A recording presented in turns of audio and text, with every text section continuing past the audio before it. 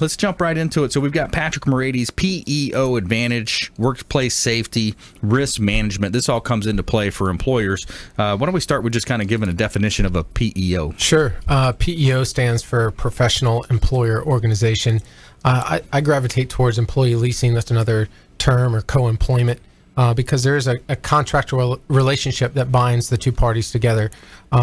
The PEO and the business owner, the worksite employer. So the PEO becomes known as the administrative employer, and you, the business owner, is known as the worksite employer.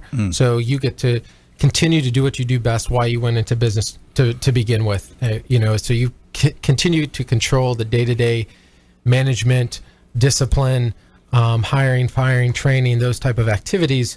What the PEO is going to do for you is support the risk management that we're going to talk about. Administering your payroll, supporting HR, administering benefits, providing benefits, administering a 401k. So that whole administrative burden is going to be removed from your plate as the worksite employer, and it's going to fall on the PEO. Yeah, it makes a lot of sense. You can take advantage of economies of scale for all types of insurances and different aspects of managing that employee. Absolutely, and that's one of the biggest draws and advantages that people gravitate towards the PEO is the insurance support. What people don't often realize or recognize is that the PEO has anywhere from $250,000 to $1 million per claim work comp deductible.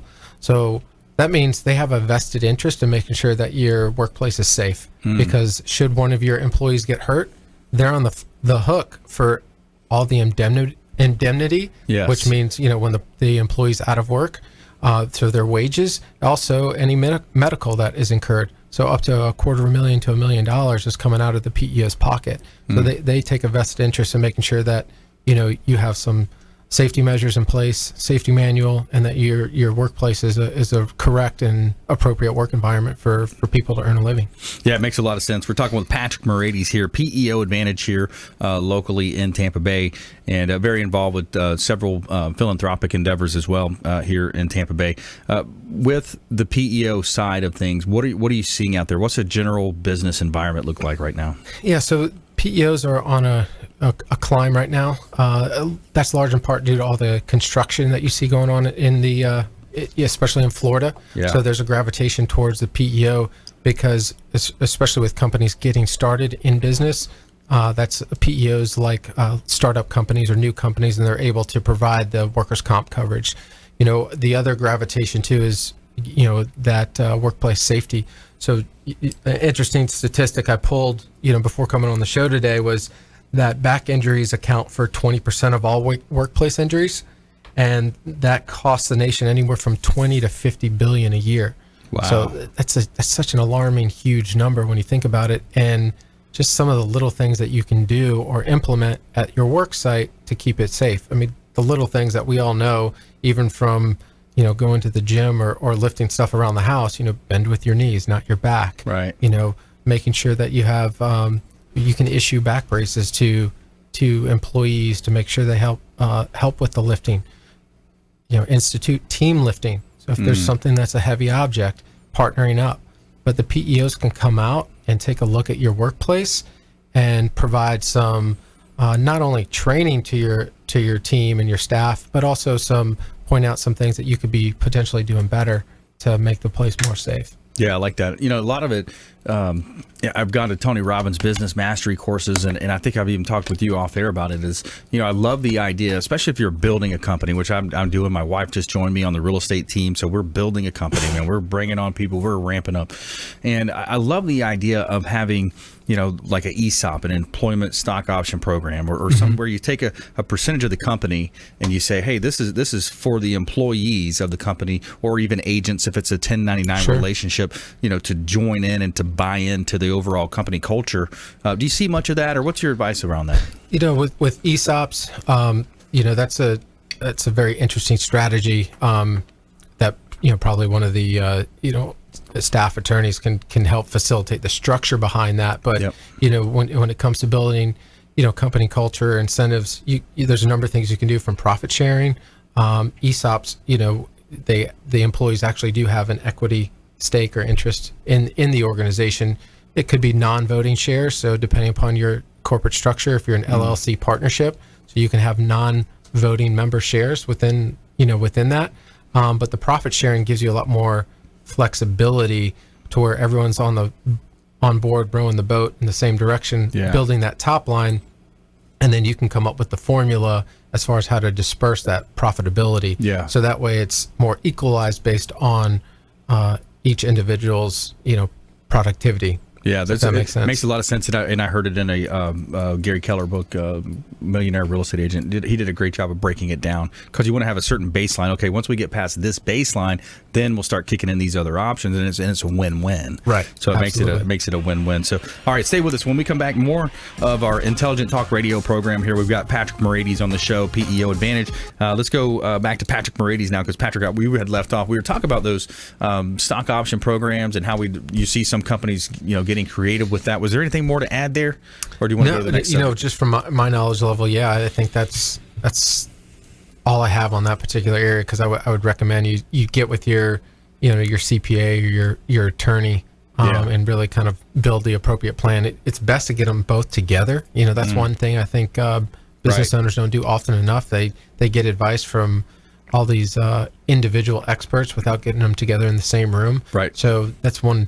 As you grow your business, it's something important to think about is, you're going to want to get your insurance expert, your attorney, and your CPA in the room at the same time. That's right. It could be an expensive meeting, but when it comes to deal structure and risk management and planning your future, that's probably the best situation for you. Yeah. Multiple attorneys, your estate planning attorney, your business attorney, all these different people. It's a comprehensive approach, because if one door doesn't know what the other, end of the if they have conflicting strategies, then you could set yourself up for failure in the long run. Yeah, exactly. So if you're considering an ESOP or profit sharing, you're going to want to get the right parties in the room at the same time.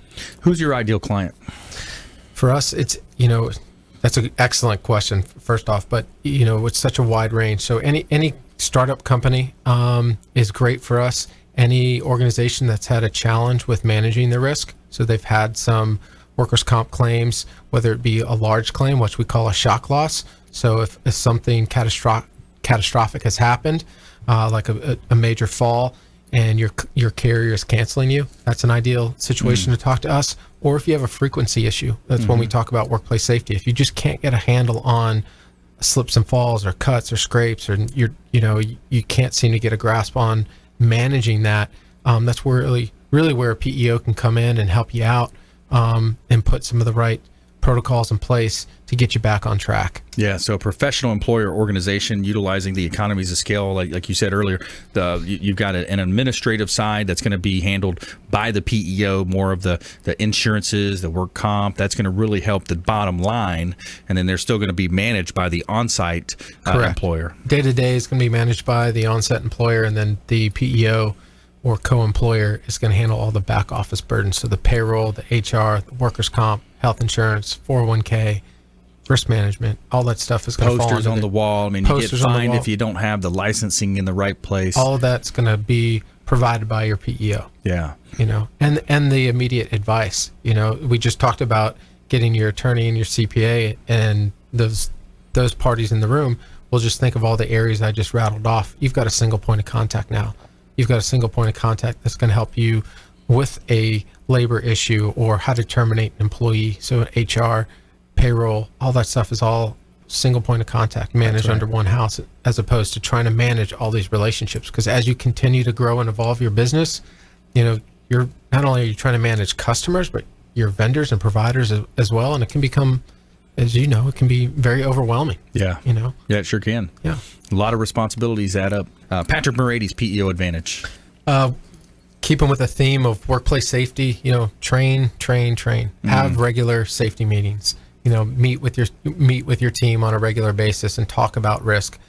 Consider putting an incentive program in place. So for however many days with with no report of a claim, put an incentive plan in place for the staff. Now, don't ignore claims, but if you're training and developing on a consistent, regular basis, then that incentive plan is another way to reward the team for working together, doing the team lifting, bending at the knees instead of using your back. So just little things like that.